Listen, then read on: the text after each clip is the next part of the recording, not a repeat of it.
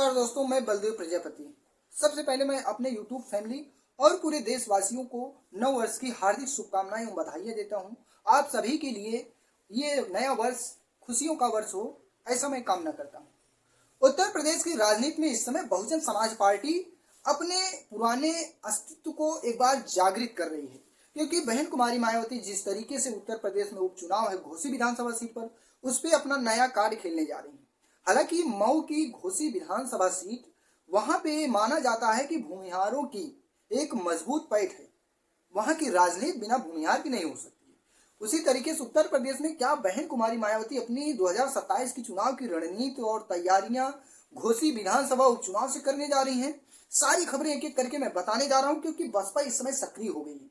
बहन कुमारी मायावती पूरी तरीके से खुलकर नहीं बोल रही, लेकिन जो अंदर खाने सूचनाएं हैं कि सभी पदाधिकारी, कोऑर्डिनेटर, जिला अध्यक्ष, प्रदेश प्रभारी, सभी को एकदम नुकील कस दिया गया है कि उत्तर प्रदेश के 2027 का चुनाव पूरी तरीके से जीत की तैयारी की जाए और एक एक करके सभी विधानसभाओं में समीक्षा की जाए कि किस विधानसभा सीट पर कौन सी जातीय आंकड़ा बैठता है और वहां पे किसको टिकट देना है, किसको विधानसभा प्रभारी बनाना है, और कौन सी ऐसी जातियां हैं पूर्वांचल में, उत्तर प्रदेश के पश्चिमी इलाके में ऐसे कौन कौन सी जातियां हैं जिनको साधना इस बार जरूरी है।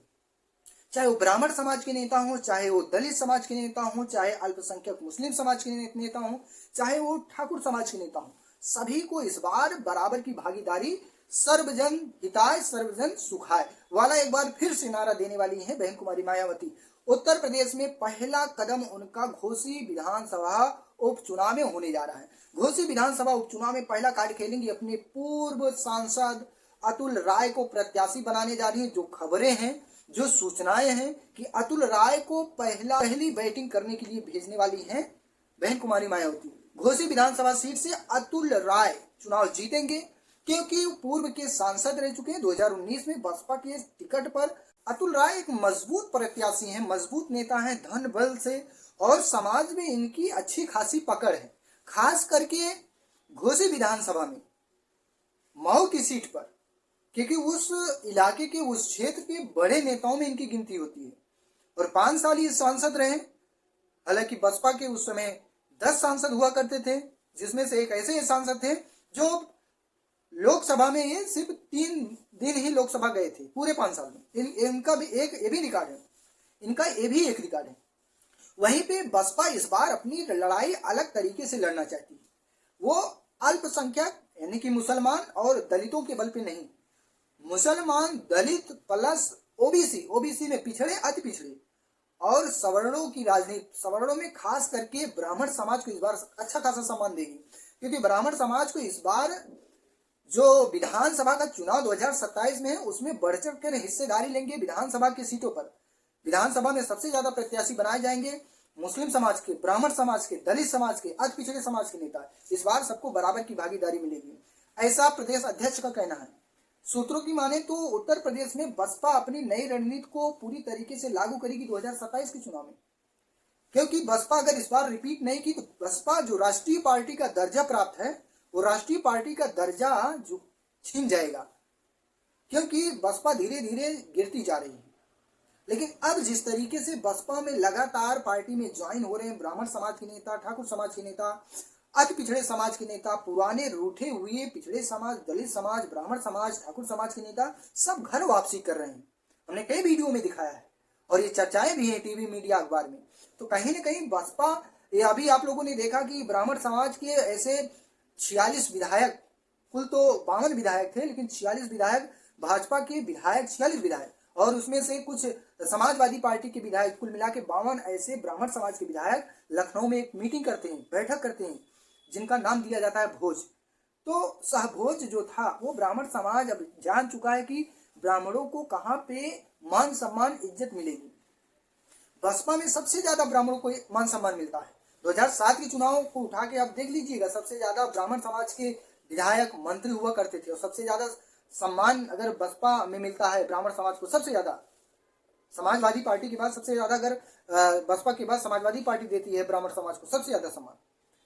भाजपा में ठाकुरवाद के कारण से ब्राह्मण समाज के नेता हो या ब्राह्मण समाज का कुछ ऐसा गुट है जो नाराज है, सभी नहीं नाराज है। कुछ नाराज है ये लोग अगर पार्टी बदलेंगे, क्योंकि इनको पता है 50 ब्राह्मण विधायक अगर 46 भाजपा के हैं तो 46 में से मान के चलिएगा कि 10-15 ऐसे विधायक हैं जिनको दोबारा टिकट मिलेगा, उसमें से बहुत सारे विधायकों का टिकट इस बार काट लिया जाएगा, हटा देंगे उनको पार्टी से।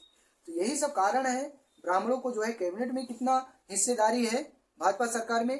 प्रदेश अध्यक्ष अति पिछड़े समाज के नेता को बना दिए पंकज चौधरी को। इसको लेकर ब्राह्मण समाज में काफी ज्यादा आक्रोश है, क्योंकि भाई अगर मुख्यमंत्री नहीं बना सकते हो तो प्रदेश अध्यक्ष तो ब्राह्मण समाज के बना सकते हो। जो ब्राह्मण समाज बीजेपी के साथ शुरू से लेकर आखिरी तक जुड़ा रहा, धन बल मन धन हर चीज से जुड़ा रहा, आप उसको क्या सम्मान दे रहे हैं?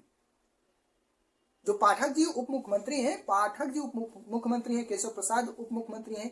तो मैं बता दूं उत्तर प्रदेश में उप मुख्यमंत्री कोई संवैधानिक पद नहीं है।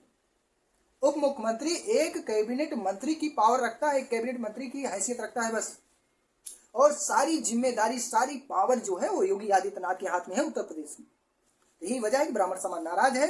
2027 में बसपा के साथ आ सकते हैं ज्यादा से ज्यादा ब्राह्मण नेता, तो हो सकता है ब्राह्मण समाज के नेताओं के आने से, पुराने पिछड़े समाज के नेताओं के आने से बसपा 2027 में सरकार बना सकती है। क्योंकि ये मत मानिए कि बसपा खत्म है। 2014 के बसपा की क्या स्थिति थी उत्तर प्रदेश में?